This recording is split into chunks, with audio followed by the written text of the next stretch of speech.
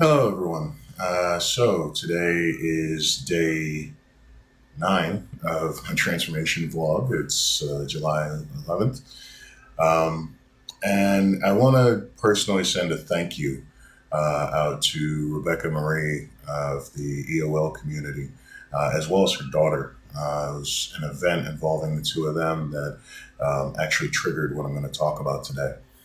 So, for those who may not have seen it, Rebecca Marie posted a video of her daughter singing the song "I Can't Make You Love Me," and it's a beautiful song, absolutely gorgeous, and incredibly difficult to sing. I know I've tried and failed miserably, um, but it's also been kind of a shadow on my history of love, my experience of love, as I imagine it is for a lot of people. It's a very sad song, but a very intimate song. And it's one of the reasons why I particularly love it. But this particular video, which was beautifully sung by her daughter, really triggered me. It really just kind of brought out a lot of deep-seated, uh, long-lasting hurts, uh, wounds, some self-inflicted, some not, around my experience of love, both personally and interpersonally. And thankfully, because the EOL community has just been wonderful, Rebecca Marie actually followed up with me to remind me that the power of that song, the freedom of that song, is that it reminds you that you can't lose love because you are love.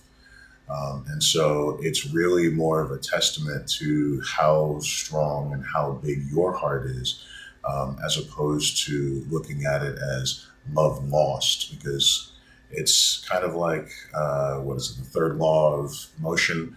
No energy is lost or gained, just transferred. Um, it's that. It's that love is not lost and it's not necessarily gained. It's just the experience of it, and what you're getting, you give back.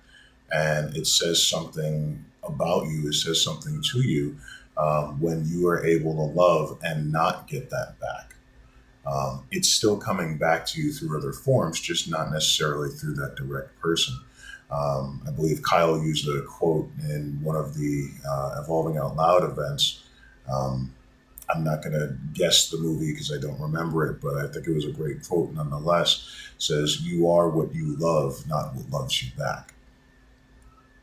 And I needed that reminder. I really needed that reminder because I was getting into kind of a dark place in seeing that the relationship that was, not necessarily the love that was, but the relationship that was clearly, setting its own course and going in a different place.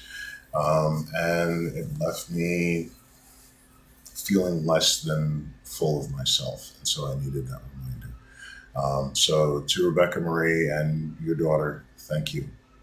Thank you very much.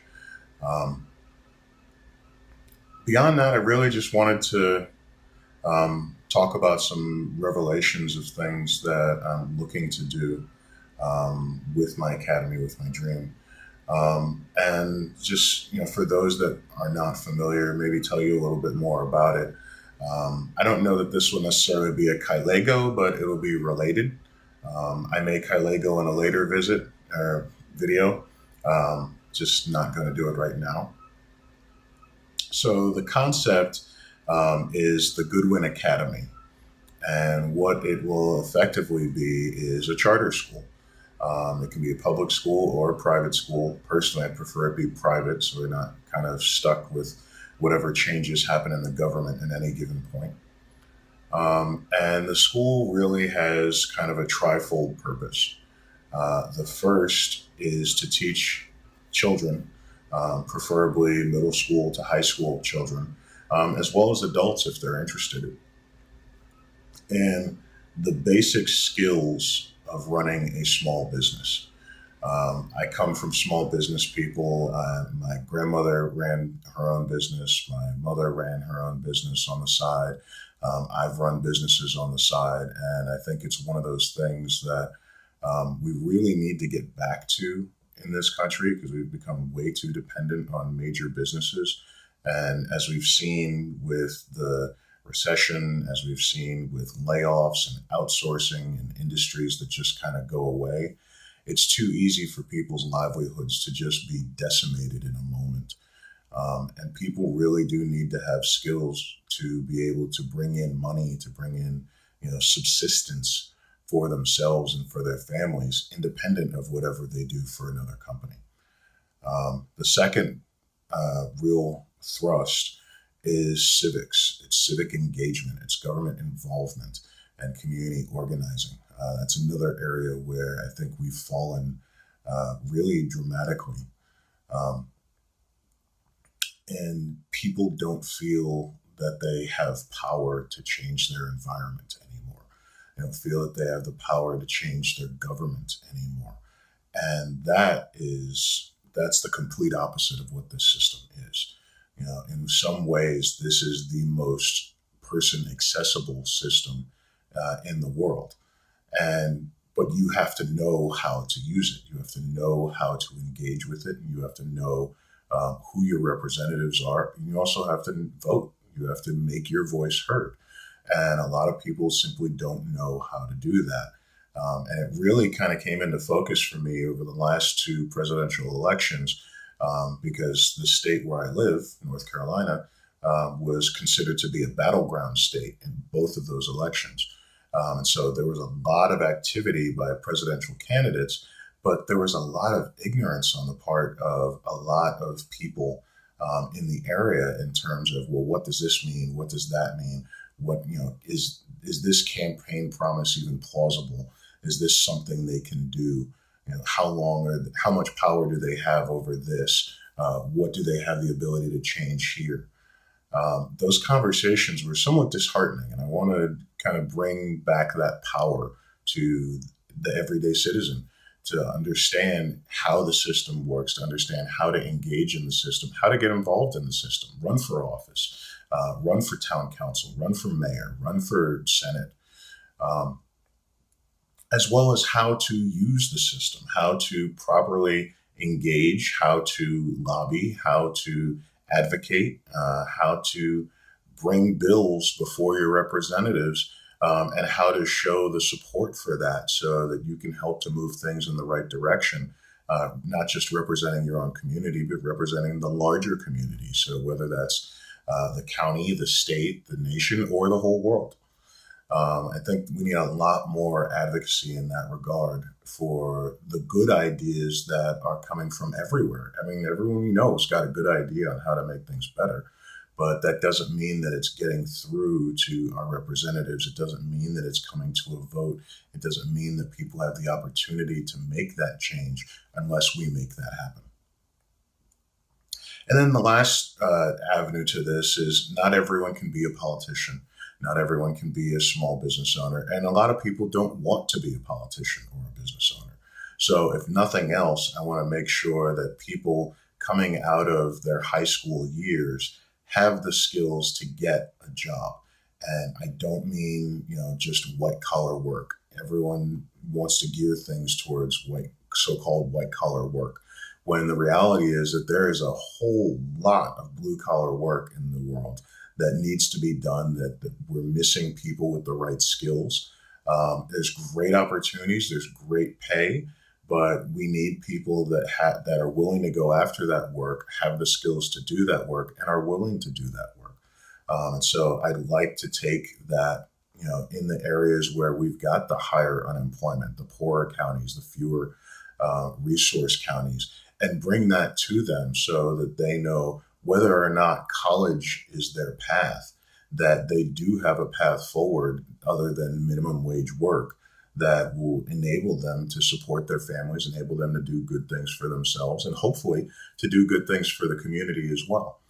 Um, so that's really where the academy is looking to go. And I was tossing through some ideas earlier today, and I think what we're likely to do to start is to see if we can start it by doing a day camp for year-round students who are tracking out. That's going to be mostly middle school students because in high school they don't do year-round. But to take these students and give them the opportunity 4 times a year to come to the academy to learn basic tenets of small business, of civics, of job skills, because they're getting to the age where they can work too. And let them be exposed to that, let their parents be exposed to that, and hopefully let word of mouth travel enough to where we can fundraise to the level of building the school at the full level that we want to do.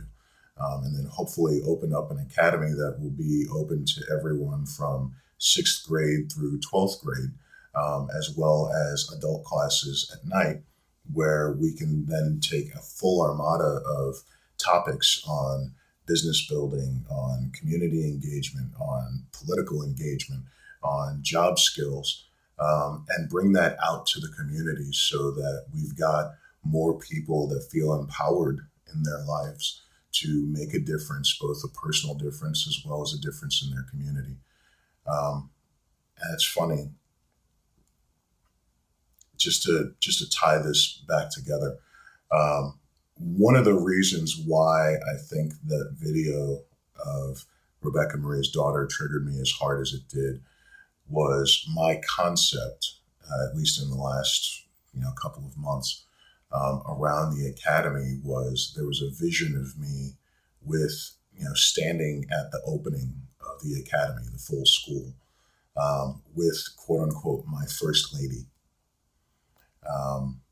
And that first lady was my ex.